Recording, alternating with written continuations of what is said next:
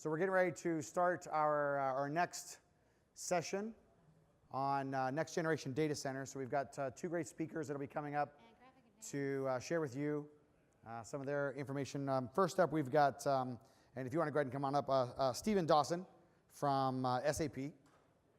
And Stephen is going to, let's give Stephen a hand here.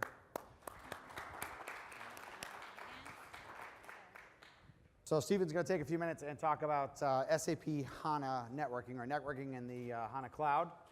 And then after that, he'll be followed up by Iloglu from Citi. And he'll be sharing some information about their journey from private cloud to hybrid cloud. Now, I'll just remind everyone, there will be the usual Q&A after these two speakers have wrapped up. So once both Stephen and Ali have finished their presentations, we'll bring them back up. We'll spend some time on stage talking about what they shared, and an opportunity for you guys to ask questions or anything of that nature. Okay, so Stephen, take it away. Okay, thank you. So good afternoon. My name is Stephen Dawson. I am a development manager in SAP's Cloud Architecture and Engineering team based out of Palo Alto. And I manage a development team in Belfast, Northern Ireland, who do a lot of the bare metal work along with Vancouver, Canada. So what I'd like to do today is to go through the HANA Cloud. That's all of our externally facing clouds, and how we look at different challenges, networking being one of them.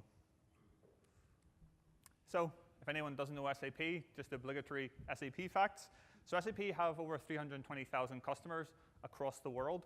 But the important thing here is that people think SAP deliver to just large enterprises. Over 80% of our customers are actually SMEs.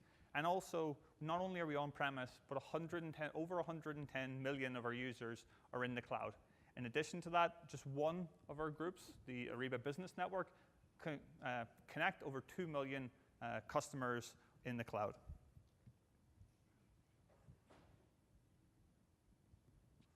So what is different about SAP's cloud as opposed to every other cloud available? The truth is it's SAP HANA. So SAP HANA is our in-memory data platform. It is a shared nothing, scale-out architecture that really takes advantage of many key technologies. The first is the columnar store. What that allows us to do is to run OLTP and OLAP transactions in the same data store. It also provides us with a huge amount of data compression, so we can fit what were large disk-based databases into memory. We also work very, very tightly with Intel to take advantage of their technologies. So if you're looking at the Broadwell, Broadwell has, on a single socket, can have up to 24 cores. It can also, with the introduction of 128 gig DIMMs, available yet expensive, you can get up to 24 terabytes in a single 8-socket machine. That's a huge machine. And what that means is that we have to really cater for both bare metal, because we're not going to have 24 terabyte single VMs. Also, the network and the compute demands that we have would not be supported within the VM. But we have to combine that with the virtualization domain. And so we have to take care of both, as mentioned, the bare metal and the virtualized, all in the same management, automation, and security environment. And that really provides a number of challenges to our team and to SAP as a company. So this is SAP's data centers around the world. This is just the core ones. As you can see, there's 13 core data centers. They're in the typical places I think most people's data centers are today. This is not all. We have an additional, for example, 13 in the US alone.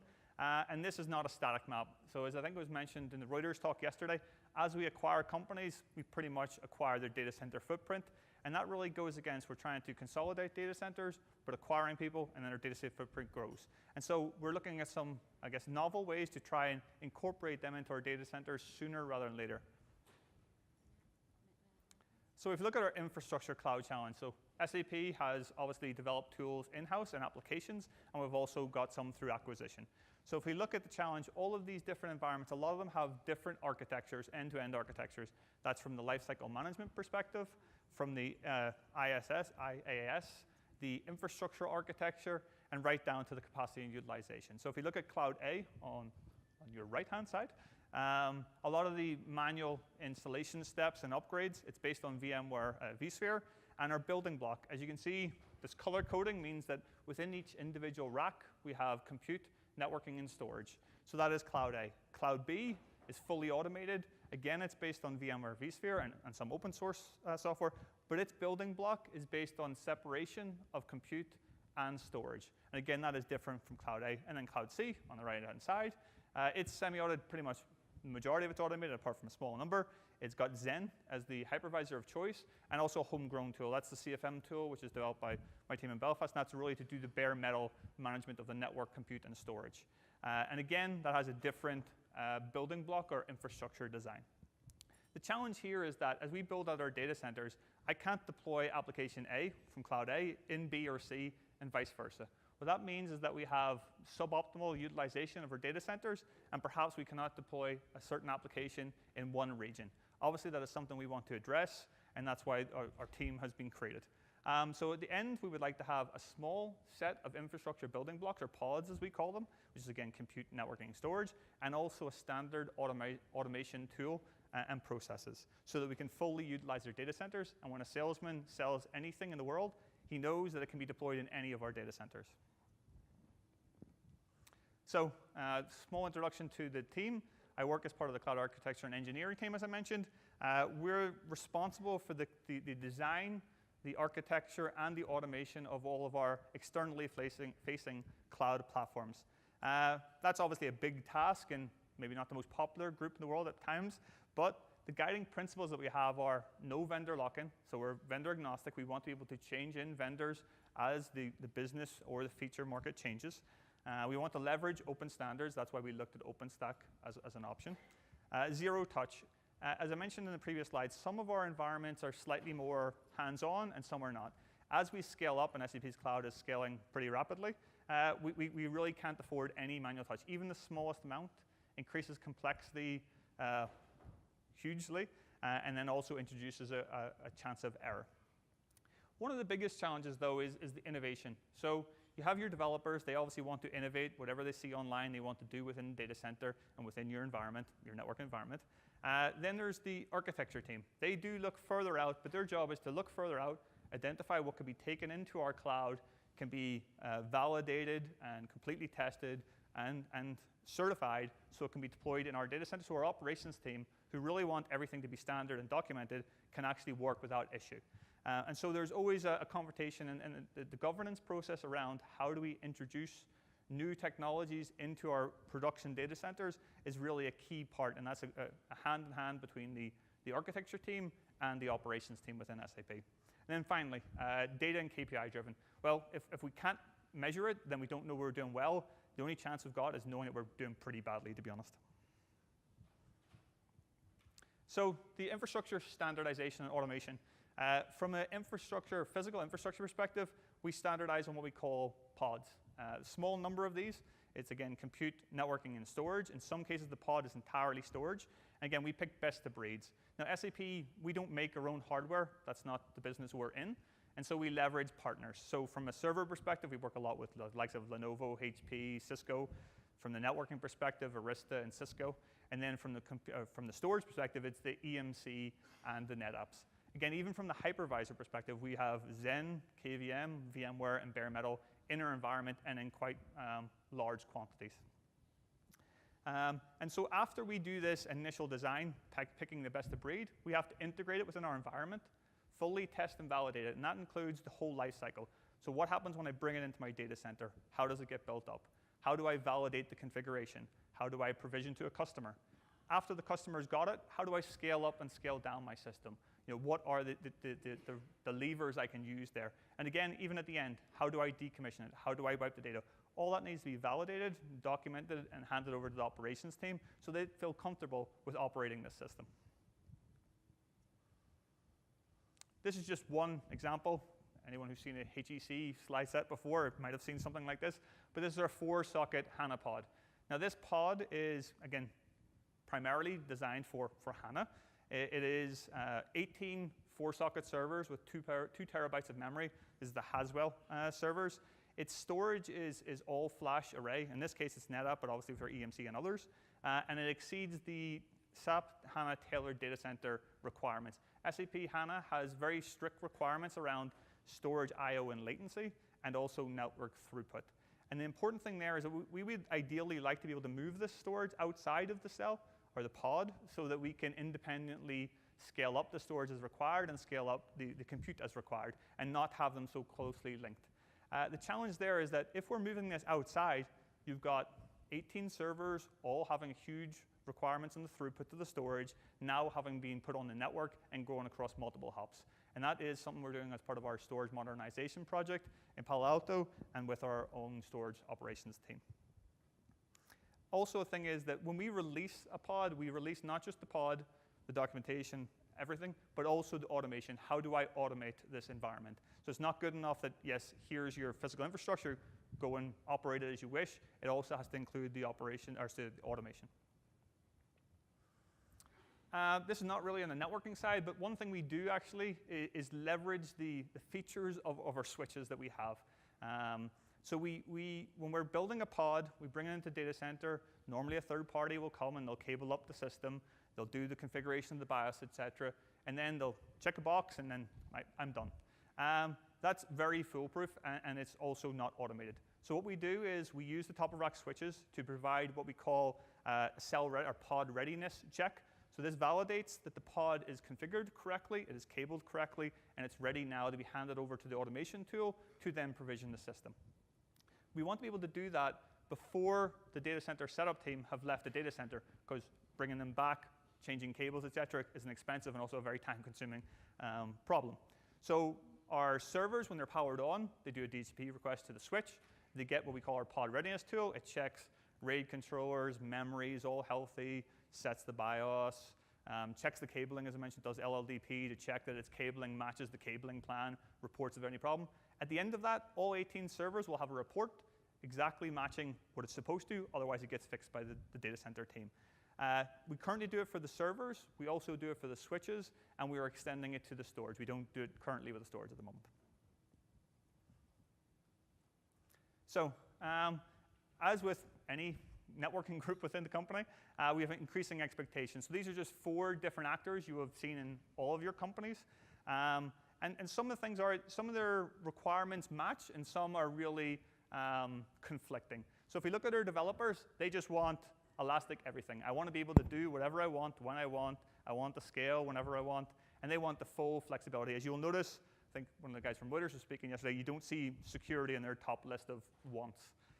If we look at the customers, so that's our business units that the developers work for, they want self-service, they want reliability, they also want scalability, so they want to be able to scale up and down, especially ones that have seasonal requirements. They don't want to be using the infrastructure all the time, but they also want flexibility in how they manage it. And again, that is sort of conflicting to the operations who really want to have things stable, fully documented, standardized, and highly reliable. And that's understandable. Those are the people who are actually operating this and going to get the call if anything happens. At the bottom, we see the primary worry about the management is transparency, satisfaction ratings, and governance. And that's why it's mentioned 3 times. The governance, who's responsible for what, and who hands over what to the next group, is key to the good operation of the environment. One thing you'll see across the top, you see ease is mentioned in all.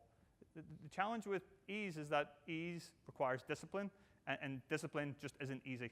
And so we always have that conflicting requirement. So we addressed a number of tactical network challenges within our environment. And again, these were primarily due to the fact we had virtual machines and bare metal in the environment. So the first challenge, which Sukhdev, I believe, talked about earlier this morning, was this 4K VLAN limit. So SAP, like many traditional enterprises, uses VLAN as the tenant isolation in our environment. We have, in the larger data centers, obviously hit this limit, especially in our platform as a service, which is the HANA Cloud platform. This is really a limiting factor, and so we needed a solution. So the solutions we have were the hierarchical port binding with the ML2 plugin. The example that Sukhdev gave today with the virtualized environment speaking to top-of-rack ACI switches, and then the bare metal speaking to Arista, all managed via Neutron. That's our environment he was referring to. And we also, that's the VMware hypervisor environment. We also have an Open vSwitch implementation in our KVM hypervisor environment. Again, it uses the software VTAP at the hypervisor layer, and then uses the hardware VTAP on the bare metal and Arista side of the house. So another challenge is the performance and reliability. So as mentioned, our HANA servers have 4 about 10 gig connections going into them. and it's moving to 4 by 25 gig. That's a very significant bandwidth expected from one server, and we have 18 of these servers in. So a pure software-only solution is not really what we require, and so therefore we separate the data path from the control path and really try and do absolutely everything we can in the hardware. That's where we use the ML2 plugin and also the hardware-based VTEP. Programmability. So all network vendors obviously provide varying degrees of programmability for their own networks, in some cases across. But we really needed one that would go across all the environments, all the traditional environments, so that we could interchange networks and also have compatibility between them. And that's why we worked with the OpenStack Neutron for the control plane. So SAP had a huge number of different automation tools, and we've tried to standardize as now part of the Converged Cloud on OpenStack. Bare metal support in OpenStack. Again, Sukdev was referring to this today. Our bare metal systems have multiple VLANs on them, and they also need to be in a provisioning network when they're being created, but then quickly move to the tenant network when they're handed over to the customer to ensure security. We were working with Ironic early last year and identified this as a problem for our environment of deploying in production, and we thought, since we're taking on OpenStack as an initiative within SAP, that we should work with our partners to try and solve this, because that's the only way really to solve it, and we worked very closely with Sukdev and team on that. The final one is, from the tactical things, is the security groups. So security groups typically get implemented in the hypervisor, and that's sufficient as long as you can assume that the hypervisor doesn't get taken over. But on the bare metal side, we can't just have the security groups implemented on the operating system. We always have to assume the worst case, that the operating system in some way gets taken over. And therefore, we have the security groups mapped onto the top of rack switches for our bare metal. So we have on the virtual machine layer, the security groups at the hypervisor. They can also be at the top of rack as well. But on the bare metal, we have the security groups on the top of rack. And again, that was a requirement from one of our customers that we can now roll out to all of our customers as a feature that met one of their requirements. So those are the tactical things we needed to do to bring, again, we have SaaS offerings, the likes of Concur, SuccessFactors. Then we have our platform, which is HCP, and then our more managed environments, or managed cloud, which is our HEC. So we have a lot of different requirements coming into the team. So the future Converged Cloud network architecture, the aim of this is really, again, we know that not everyone's going to just move to OpenStack tomorrow. We know everyone's not going to just buy a pod tomorrow and go, yes, I'll sign up for that. But the idea here is that we allow them to be in what we call a key, or my colleague calls it a quay. And that's an engineered system of pods designed to work together to deliver a service for consuming applications and users. So for example, if we acquire a company, we could allow them to be integrated into their own quay, and then we use a matrix to allow that quay to speak to the other quays if they want to. They can be completely isolated and not use services. But the more and more we build out those services in other quays, so for example, an operations quay or a monitoring and analytics quay, the more they're going to leverage those APIs, and over time, they will migrate to the same set of APIs and also begin to use the standard building blocks. That's the goal. And so this is just an example. Left, one Converged Cloud data center, and right, another cloud converged data center with internet connection. We have availability zones here and also ability zones. So certain abilities are available in one data center and not in the other. So this is just showing, it's a simple graphic, but they all plug into the matrix. These are just example ones. So we might have a Converged Cloud VMware environment, one which is based on KVM for an IoT use case. Then we have our HANA, which is our bare metal, and they all plug into the same matrix. Again, they can leverage or not the Converged Cloud operations quay, and this is all done via a standard set of APIs. So on the infrastructure side, we've standardized across the board on OpenStack. That is the API, that is the contract we'll use for infrastructure management. On the application-based APIs and integration, that's really something we're still working on. So this environment is, they're building out a pilot in Santa Clara in Germany, I believe, and so they're going to work on this. And it really is to try and bring the whole company slowly, but towards the Converged Cloud, the standard building blocks, the standard automation tools. So with that, I believe summary. So the aim of our group is really rationalize the infrastructure architectures while planning for exceptions. We're always going to have exceptions, and that's why the key or the quay concept came in place. We know they're going to come. The better we plan on how we're going to integrate those exceptions, the more successful it's going to be. Again, standardizing on interface with integrated APIs. And then finally, we have to address the tactical network changes with still working towards a strategic shift that everyone is seeing in the industry. So that is me. Thank you very much.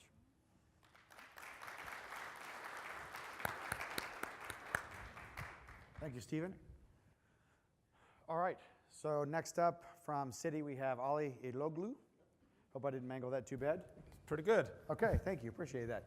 And Ollie's going to share with us some of the lessons learned, design considerations, operational considerations around things that Citi has learned in moving from private cloud to a hybrid cloud. So, right, take it away, Ollie. Thank you. Clicker's right here if you need. Yep. So good afternoon, everybody. I'm Lowe from Citi, run the data center networking team. And I'm going to share with you guys some of the lessons we learned, like building our private cloud, mainly around the networking. Going to discuss a little bit about like what we are taking, going from private to extending our private cloud to the hybrid. Some of the approaches we are thinking through, and some of the challenges and opportunities we are seeing it. So Citi, right, is like a big bank. We operate in 160 countries, 200 million customers.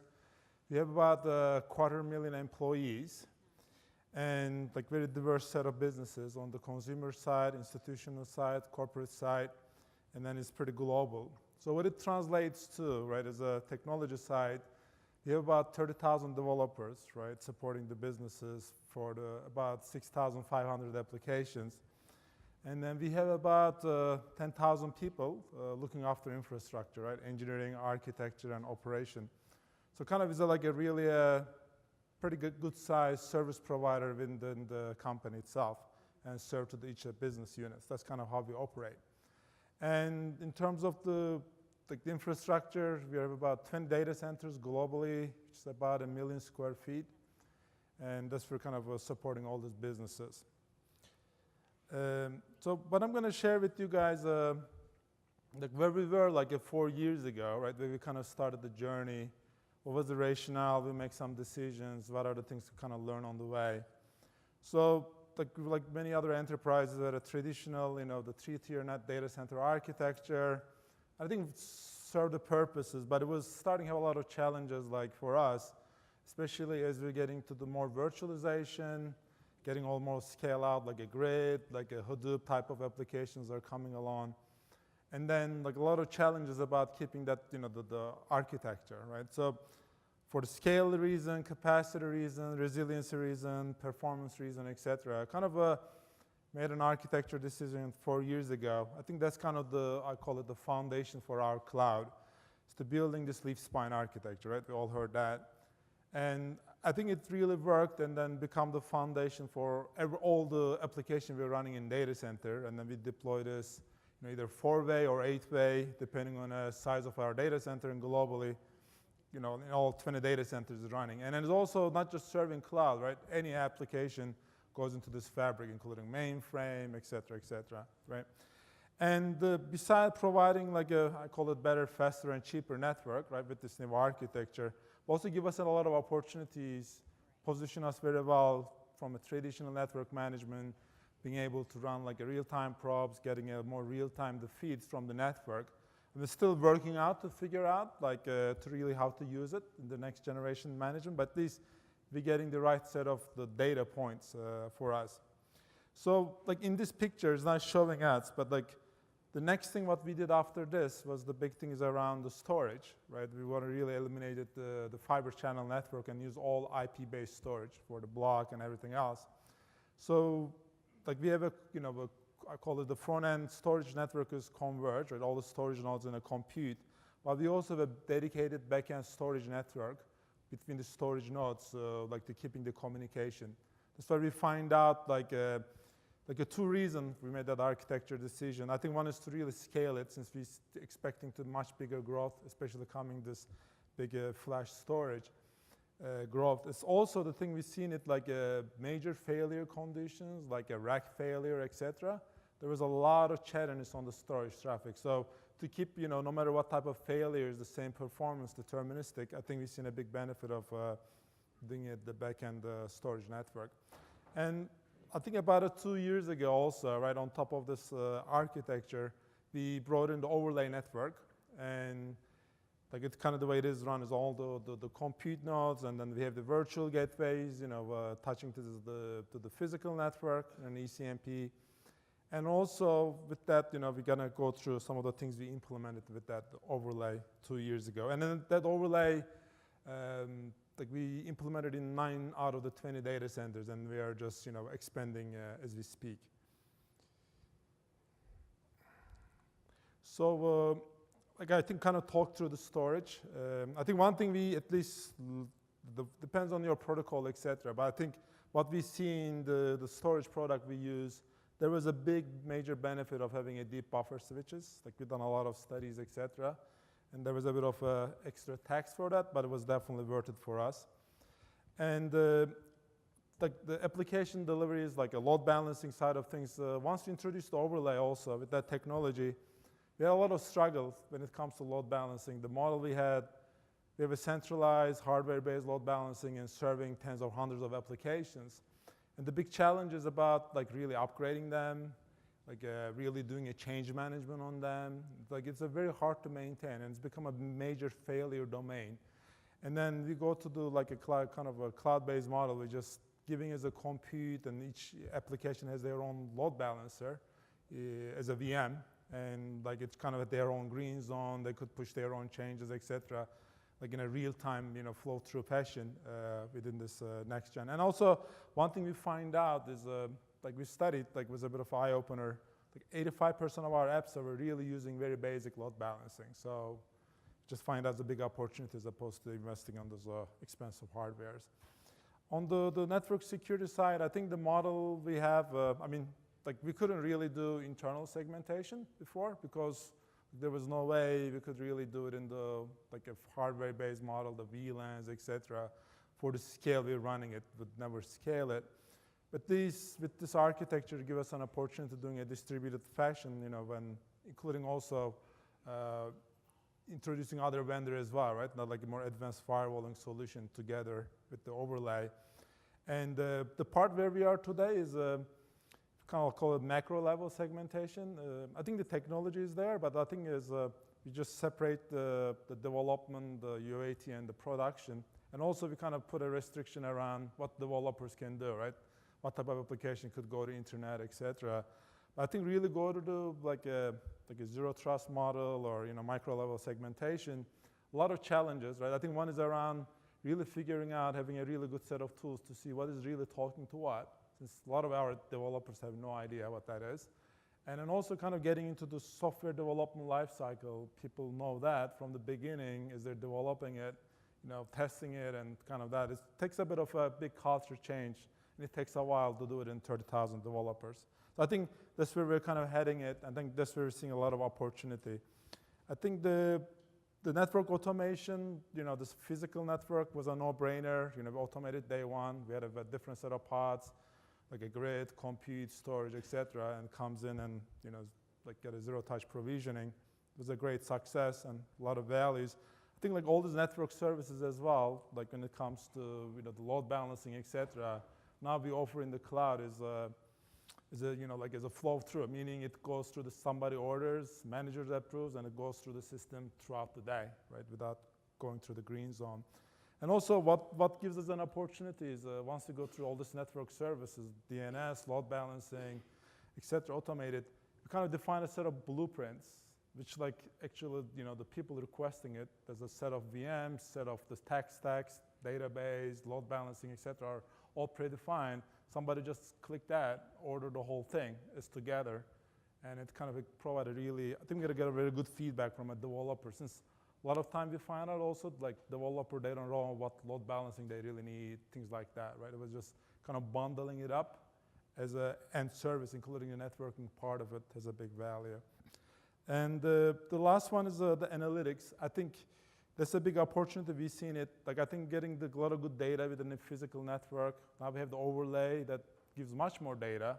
And I think like just all trying to figure out, like getting all this enriched data, how do we use as a security, right, the value? Since I think you assume no matter how good your security is, somebody will be there, right, will get in your network. I think that the name of the game is really getting the data, how quickly you can detect that, and how you can recover it. So I think that's a big opportunity. And then coming from a network analytics is a big value of what we're seeing. And I think the next part of the presentation I'm going to talk about, like, I think is a good success in the private cloud. I think like we're seeing a lot of desire to go to the hybrid cloud model. And to be honest, I think if you ask us 3-4 years ago, we would say, no way, really, we're really tightly regulated company, right? We are. But I think we're seeing a lot of shift is happening and coming from regulators globally. And I think it's just very good for the industry, personally. And I think what's happening, at least the use cases, what we're seeing is, right, initially is, I would say, twofold. One is around like a lot of seasonal, like peak type of workloads. A lot of workload you get like a seasonality. And if you can really use them as a lease model, there's a lot of financial benefits. Versus, I think still like for us, our scale, we don't see just, like our private cloud for, like a permanent capacity is pretty cost effective. But like a seasonality, renting the capacity, it makes a lot of sense. And then the second area is really whole the fintech, like a disruption space. I think like being able to really use higher level services like machine learning and things like that. I think a lot of the new emerging apps, I think they see as a competitive advantage to adapting the service provider that's beyond the IaaS layer. So I think like a two approaches, I think we're looking at it, right? I think that's the kind of a current approach we're taking within ours. But I think we really want to really see more going to the option B.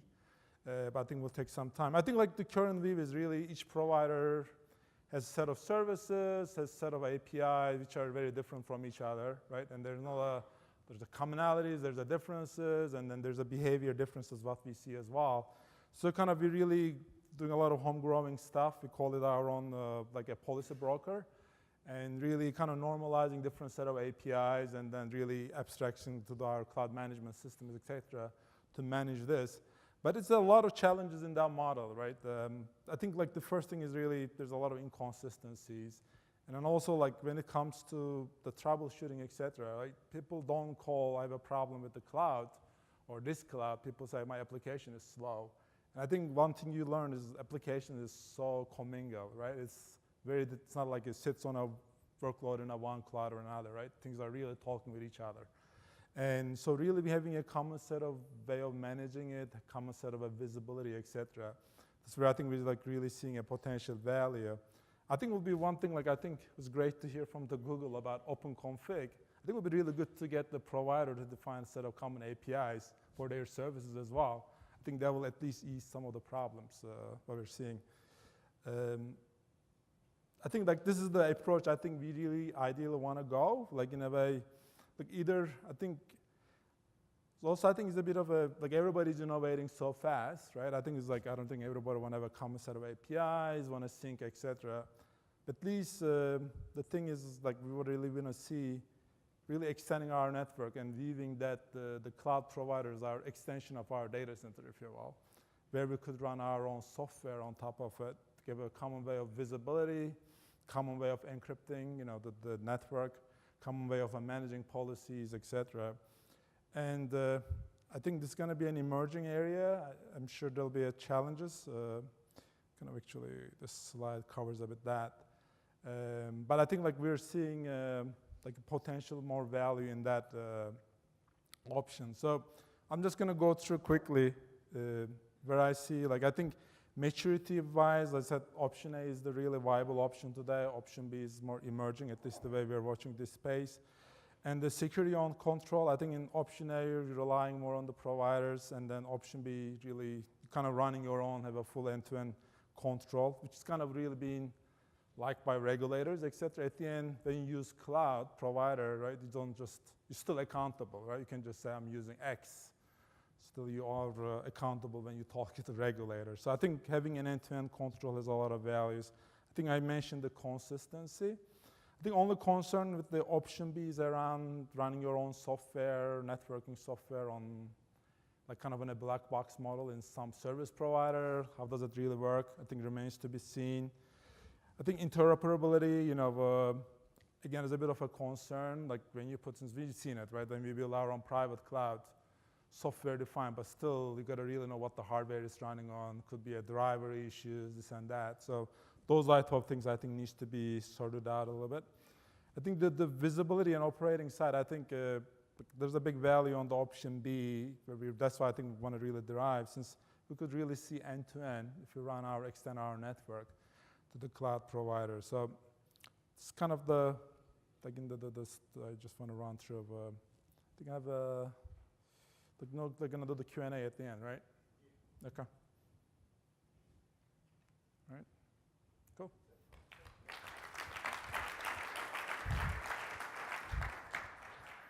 All right, well, Ali, you can stay up here. We're going to do the Q&A panel. So Oh, right now? come Okay. on. Yeah, right now. No time like the present. Stephen, if you want to come up. So, yeah, grab a seat there. Okay. So those were two really good presentations, kind of on considerations around next generation data. So I have some notes here from things that I wanted to ask. But before I jump in, I'll just see if there's a pressing question from the audience that somebody wants to ask. We've got one right here. I don't know if we have mics coming. It's fine, I can shout. Yeah, just shout and I'll repeat it so everybody can hear. I forgot your name though. Stephen. Stephen on this side, Ali on that side. Yeah, so a question for Stephen. Can you elaborate a bit more on the API side of what you described in your presentation? Because you had only two elements, it was very curious to hear. What's the big picture? Yeah, so on the API side, on the application API, I'm assuming you're talking about, yeah. I mean, that's really in its infancy. We are working with some partners, Apogee, for example, and to work with them to define those application-specific APIs. I mean, a simple one you could think of is when you're looking at the Swift APIs from an object storage perspective, that's what would be exposed so that all of those queries or keys could use that. You know, not every customer wants to build its own object store. They want to be able to leverage the one within the data center. So that's a simple example. We are looking to expand, but that project, I would say, is pretty early in its infancy. Okay, now a question for Ali, can I? Yeah, no, fire away, that's fine. So the question is the following. Do you think that it's more interesting to have cloud provider A and the option to migrate to cloud provider B more easily versus being able to use both of them at the same time? I think the answer is both, right? I think we want to be able to easily migrate. Because at the end, it's going to be a lot of the services going to be cost arbitrage, the way we see it. I think you don't want to build, especially on the infrastructure as a service layer. I think you want to be able to use both, but also want to be able to move the workload, whenever it's the right time. What if you can only do one of those two? Which one of those two would you I think in reality, like being able to use both, like that will be the first priority. I think the other thing is like we find out the data, right? Movement of data is not an easy thing between the providers and especially their charging model today. So, Yeah, and I would think that differences in the underlying mechanisms and technologies the cloud providers use might make it a challenge to migrate workloads from one to the other, rather than running simultaneously and then do some sort of application level cutover or something like that. Would you agree? I agree. Yep. Okay. All right. So I was just really curious. Both of you guys talked a lot about the role of network automation and tools and technologies that we're using. But I was wondering if we could just maybe drive down just a bit deeper and talk about what are some of the tools and technology you're using kind of farther down. Like I know you mentioned that that SAP has standardized on OpenStack and Neutron for driving that. But what about like down at a device level, or maybe Ali, you could share as well. Like where are you guys seeing? How are you managing network equipment and that sort of thing? And what are the tools and techniques that you're using? And how are you bringing along your staff to help kind of embrace that? So let me I think like on the physical network layer, right? We're using the Chef and then a lot of the Python type of development, right, as a tool set. And also like looking at the Yang model, et cetera, like to more generalize it. And that's also just beyond the data center. We still have a lot of legacy things to deal with, right? Right. In the campuses and branches, et cetera. And when it comes to like, call it network services, I mean, we use the NSX and then we use the APIs and the workflows, et cetera, that's developed. But also what we have is similar to them, like we have an IBM product. We do abstract all the APIs, underlying things. So like our cloud management system doesn't see any complexity. So I could go and change a vendor, right?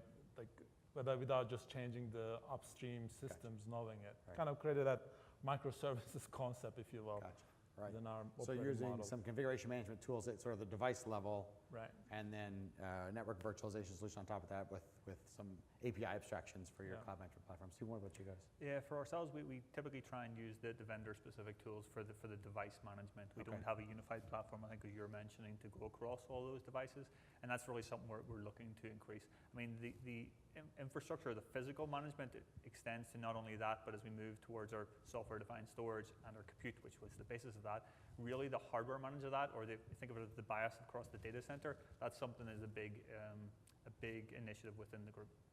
Right. Okay. Great. So other questions? We have one right here from the audience.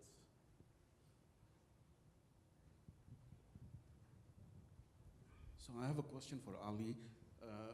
When you're running your services in your private data center as well as in public data center, so the migration path from the workloads when you're migrating from private cloud to the public cloud, or vice versa, what mechanisms are you deploying? Are you using, in other words, some kind of a hardware VTAPs, which are building some kind of VXLAN tunnels between these two endpoints, or you're going over internet, or what mechanism are you using? I think from a network perspective today, like two different domains, and then we eBGP peer with cloud provider to us, and everything come to our data center from networking perspective. So there's no extension of a VXLAN or overlay, right, between the, right.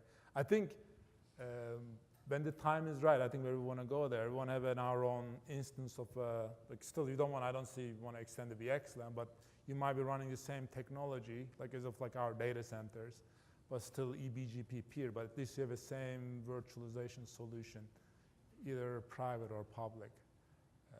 I think the technology is not there yet. Yeah, and that ties into one of the questions I had jotted down, because it was a little unclear for me where you guys were in the multi-cloud kind of spectrum today.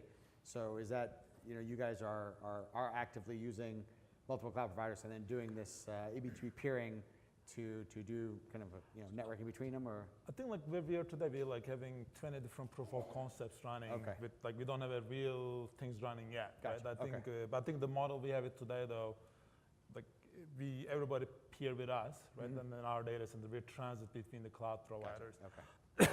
as a model. So that's more your model A, Right. or like, option A, sorry, which is the multi-cloud peering. Is when kinda want to where go to option B, Right. when the time is right. when the time's right, for the reasons you outlined. Very good. Okay. All right. Other audience questions? We got one from Bruce over here, and sorry, yeah, one in back. Go ahead. So Avi, with the multi-cloud option, with the two separate domains, with public cloud, how are you guys handling security profiles, security objects? How do you manage security consistently across the two different domains? Right. I think that's the challenge, right? Like with that, like service providers is a lot of commonalities, a lot of differences also. That's why we kind of like abstract the common set of APIs, and then we do the translation, if you will, right? That's the thing, we homegrown. We take this set of APIs, and if it is going provider A, you push this set of APIs, going B, this set of APIs, etc. But like there's a lot of inconsistencies. That's a challenging area. And when it comes to policies also, you want to really have a consistency, right? So that's why I think like it's really option B is more appealing from consistency perspective. Yeah, that's the same for ourselves. We have lots of pilots ongoing with multiple cloud providers, and really it's a learning process that we're going through. I mean, there's no formal validation of security policy in cloud A equals B. That's not something we have at the moment, I don't think as an industry, but that's definitely something we're looking to be able to do. All right, great. All right, go ahead, Bruce. So, Ali, you said something about how you felt you could run your private cloud at pretty high efficiency for most of the time, with just maybe the need to burst into public clouds for seasonal stuff. That seemed quite different from what we heard from Mark Bloom of Thomson Reuters yesterday, who seemed to think it was just hopeless trying to approach the efficiency that you would get from public clouds. Do you have a sense of whether you guys are living different lives, or what's the deal? I think we've done a lot of economic studies, right? That was actually been like last 3 months. I mean, what we've seen is like if you have a permanent workload, it's like it changes from company. Like we're 20% more efficient when it comes to cost. Also, other thing when you do your math, right?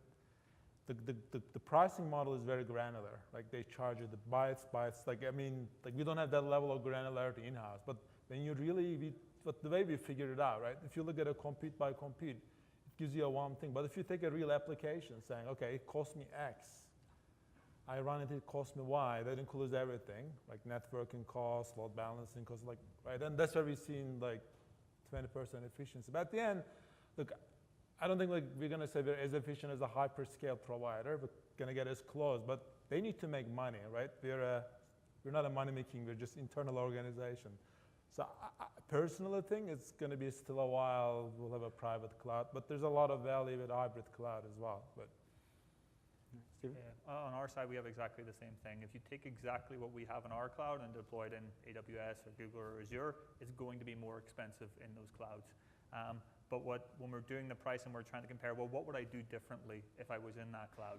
So I wouldn't deploy. So for example, HANA, if you've got a large 2 terabyte system, if you want to have it in HA, you have a standby node. So you've got node doing nothing about waiting for failing over. What if you had it as a smaller instance? Your second instance was a 256 gig system. And when it fails over, you switch the instance type. So you have to look at not just, when you take a like for like, it's pretty much going to be more expensive. But when you take advantage of the features of that cloud, you can really drive down that cost. All right, very good. Thank you. Right here? I've got a very good question around, do you use network functions virtualization for things like firewalls, security instantiations, load balancers, and that sort of stuff? Or are you sticking with hardware-based platforms today, or do you have plans to migrate into NFV in the near future? I think like today we are using the load balancing as a virtual, right? And then I think the firewall was still a lot of physical firewall on the perimeter, but when it comes to internal segmentation, is going all the virtual, either DFV or with integrating with other advanced firewall vendors, depending on what the security posture is. But it's like the direction is all going to the virtual. But we'll take, especially on the perimeter side of things, like we're so risk averse, even though you guys all like good discussion in the morning, but still you can just take the firewall off. I think it will take a while to go to NFV, but that's the direction we want to head at as well in the perimeter side. Yeah, ours traditionally and currently is very much hardware-based. As part of this Converged Cloud networking architecture workstream, that's really what they're looking at, but today it's hardware-based. Okay, great, thank you. All right, other questions from the audience? Okay, over here in the back. Steven, I was curious, how many OpenStack instances do you have? We have 2 flavors, I'll call, to begin with. One is a distribution, SUSE Cloud, and the other one is in-house, from trunk, basically. That's the 2 flavors we have. Both have, I would say, single data center deployments, either productive or very soon to go productive at the moment. We actually migrated one from one version to the other. So I would say 2 production level at the moment. Okay, great. All right, well, the audience is thinking about what they want to ask. I'm just curious, there's been a lot of tremendous content being shared and lots of things being discussed. I was just curious real quick, what have you seen or heard about that really grabbed you? Like, that's really, really fascinating. I'm very interested in following up on that. To me, the open config was, okay. It's like, I think it would be really nice if we could everybody, vendors and operators, team up on that. Okay, all right, Steven? Yesterday, the presentation on moving the software to software programmable chips, it's an previous interest of mine. I think that's very interesting, especially so we can really do everything on the chip level, or the programmable chip, sorry, on the software. I think that's very interesting. Again, it's more future looking, but it's definitely an interesting topic. Okay, all right, very good, very good. Other questions from the audience? Okay, Ken's got another one. I was curious, when you're trying to federate your clouds together and extend your data center into the cloud, are there things that your network could be doing to make that easier, maybe tunneling, IPsec? I think one thing we see when it comes to security, our expectation is getting higher, harder and harder from from the regulator, as well as what we're seeing as a threat. I think doing network level encryption, even though we're not doing it today internal, I think it's going to get as a requirement, right, as we go through. So I think being able to do end-to-end encryption at a network layer will be very valuable. Okay. Does that answer your question, Ken? Yes. Okay, very good, thank you. All right, other questions from the audience?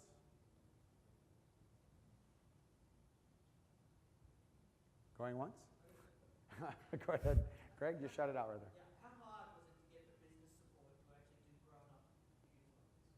Like in many companies that I work for, the ability of business people to comprehend the complexity of this technology and then to invest in it, like to believe in that technology, is usually effectively a myth. But you seem to achieve that. Is there some magic that you've been able to achieve to get business people to support you? All right, so I'll just repeat that real quick. And the questioning in Greg's terms was, how do we get the business to buy into using grown-up technologies like this? So you guys go ahead. I can just go from my side. So one of the key, as I mentioned, HANA is really going to be the underpinnings of all of our clouds.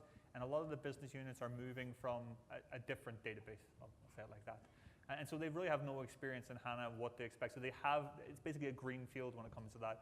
So the selling of the pod or building block and the network that goes with it is an easy sell because they don't have any experience, and it's basically a plug and replace.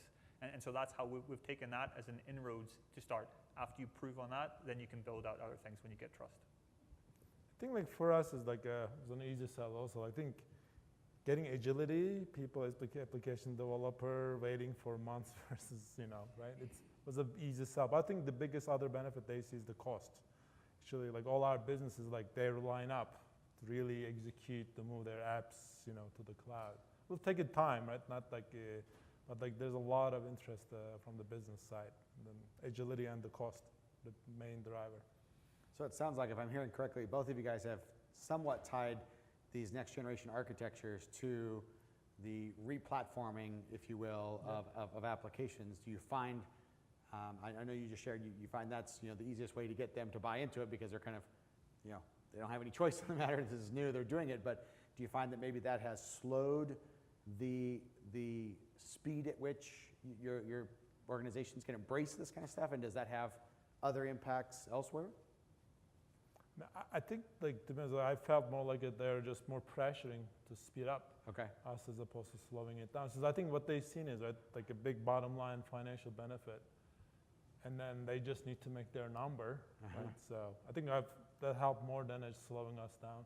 Okay, very good. Yeah, same here. The business unit application teams, they're pushing as fast as they can, and we have to slow it down to make sure that it's really ready and reliable. Because the worst thing that can happen is they push, you accept it, deploys, fails, and then everyone... Then it sets a bad example, Exactly. and word gets out that this doesn't work, and that kind of poisons the whole environment. Right, okay, great, thanks guys.